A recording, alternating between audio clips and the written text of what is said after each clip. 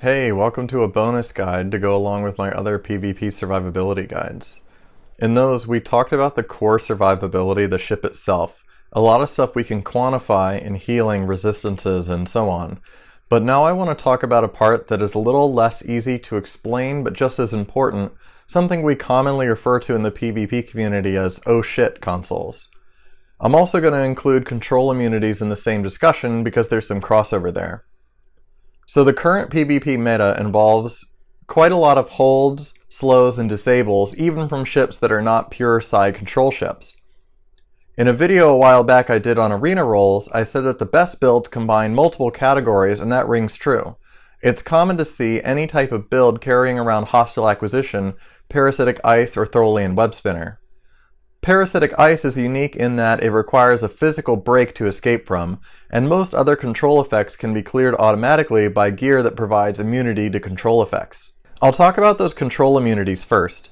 I've done a lot of testing on this, and the way they work is that they won't trigger at the same time, they stack up even if they come from separate sources. This is very interesting behavior, but for example, the reputation trait Evasive Tactics provides 6.3 seconds of immunity. If I also have Fresh from R&R, and the control affecting me lasts longer than 6.3 seconds, then the 3 seconds from Fresh will start right at the end. Essentially, 9.3 seconds of immunity to control during that time. These control immunities do have a limit on how often they cycle, so we can't maintain constant control immunity. But having a couple up our sleeve can be a big help for staying out of trouble. Smuggler's Luck is another personal trait. When we lose a shield facing, we gain 10 seconds of control immunity. This one can be extremely effective in escort combat when you're getting a facing wiped out frequently by a big spike of damage.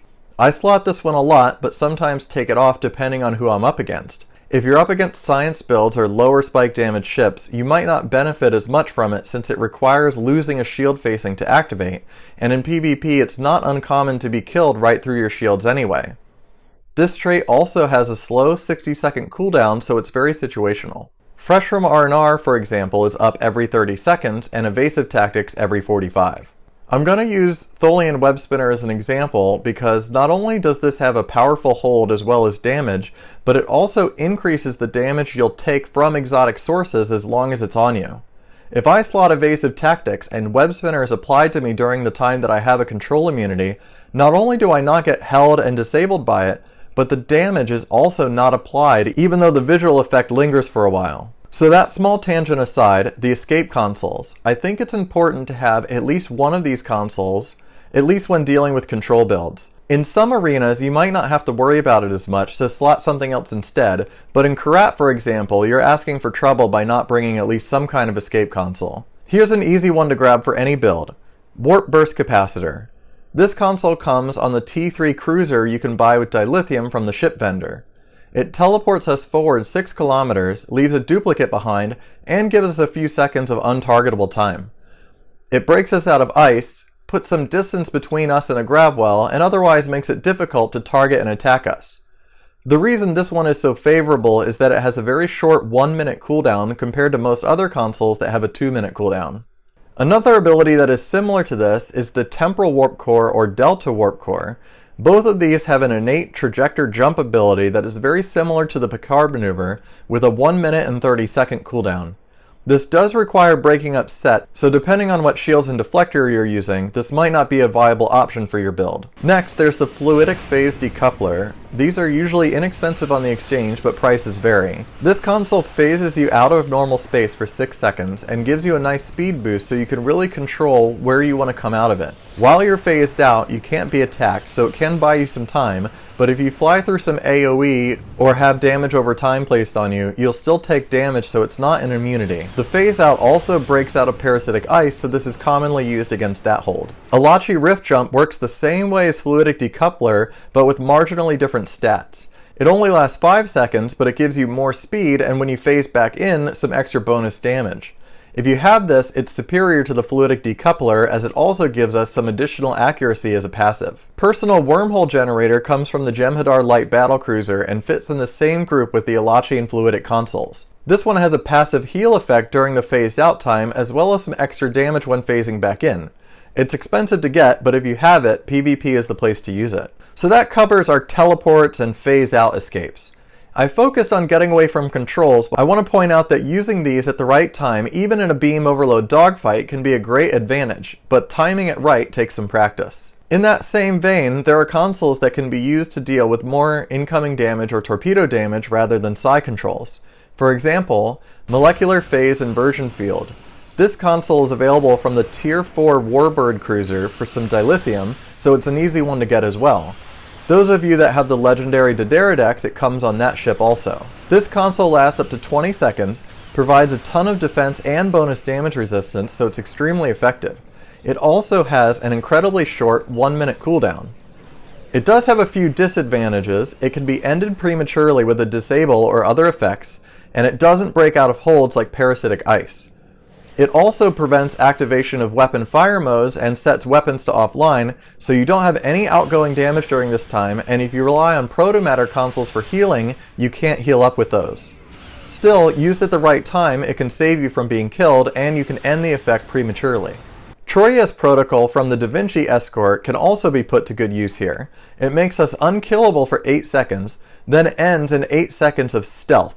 Interestingly, there's no stealth value, it's like a hard on-off switch. When you're stealthed, you're completely invisible, can't fire your weapons, and even if the enemy has infinite perception, it's not possible to see you.